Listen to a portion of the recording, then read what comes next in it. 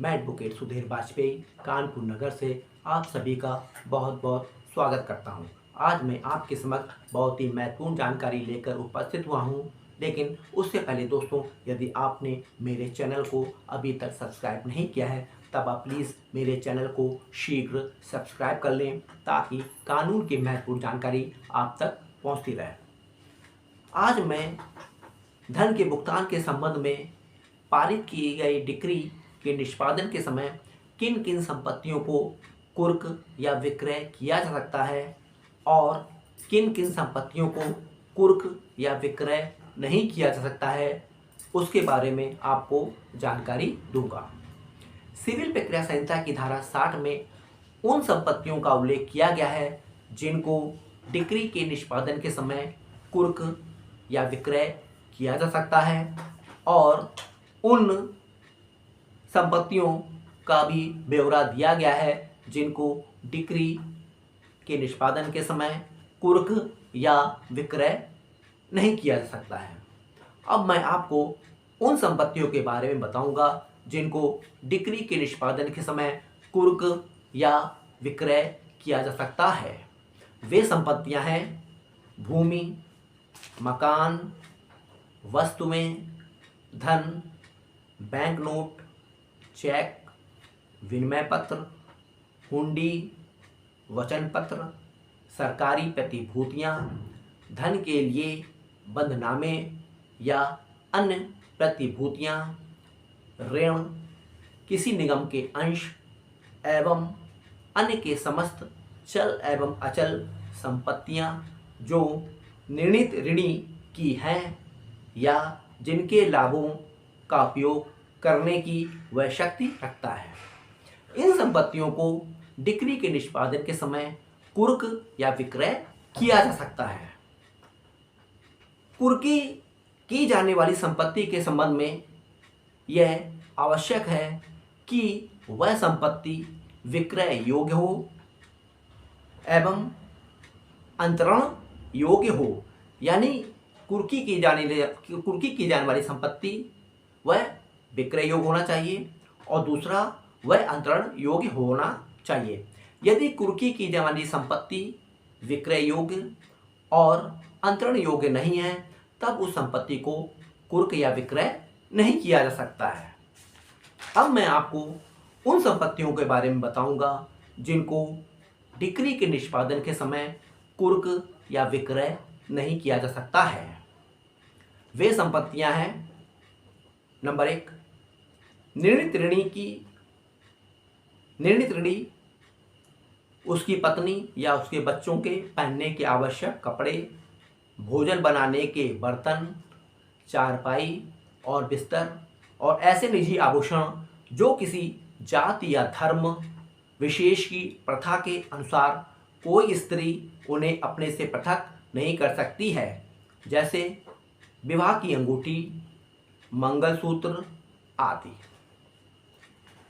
यदि निर्णीत ऋणी कृषक है तो उसके कृषि संबंधी उपकरण जैसे हल, बैल, बीज, खुरपी, फावड़ा आदि। यदि निर्णीत ऋणी शिल्पकार है तो उसकी शिल्पकारी के औजार। खेती की पैदावार का वह भाग जिसे राज्य सरकार कुर्की या विक्रय से मुक्त कर दे। लेखा संबंधी पुस्तकें एवं बहियां। किसी कृषक, श्रमिक या घरेलू नौकर के मकान या भवन। क्षतिपूर्ति के लिए वाद संस्थित करने का मात्र अधिकार। व्यक्तिगत सेवा का कोई अधिकार। वे वृत्तियां एवं पारितोषिक जो सरकारी अथवा स्थानीय प्राधिकरण अथवा अन्य किसी कर्मचारी, पेंशन प्राप्तकर्ता को प्रदान की गई हो, जो किसी सेवानिवृत्ति वेतन की निधि में से देय हों, जिनको केंद्रीय सरकार या राज्य सरकार ने सरकारी गजट से इस निमित्त अधिसूचित किया हो, यानी सेवानिवृत्त कर्मचारी की पेंशन, पारितोषिक, ग्रेजुटी को कुर्क नहीं किया जा सकता है। राजनीतिक पेंशन, श्रमिकों और घरेलू नौकरों का पारिश्रमिक या वेतन, चाहे वह धन अथवा वस्तु किसी भी रूप में हो। भरण पोषण की आज्ञप्ति से भिन्न किसी आज्ञप्ति के निष्पादन में प्रथम 1000 तक का वेतन और शेष वेतन का 2/3।